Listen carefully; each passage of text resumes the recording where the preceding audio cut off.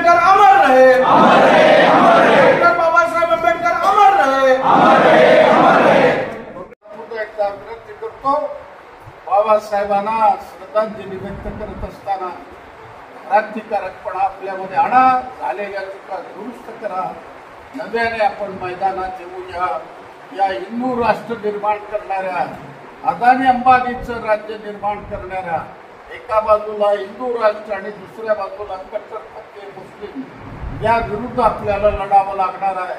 आणि या लढाईमध्ये तुम्ही पक्षाच्या धोरणाप्रमाणे जर लढाई केला तुम्हाला नक्की यश मिळेल।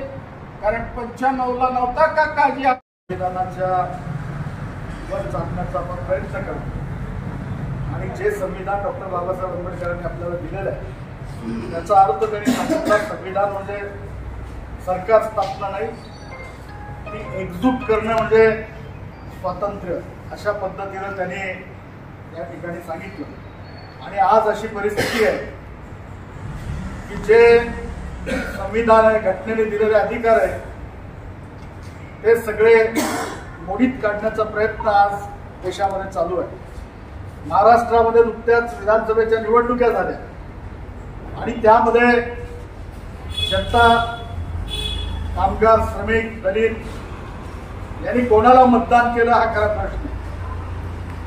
देशाचे संविधान अबाधित ठेवणाऱ्यांना केलं की संविधान वेगवेगळ्या प्रकारे मोडीत काढणाऱ्यांना केलं हा खरा प्रश्न निर्माण झालेला आहे।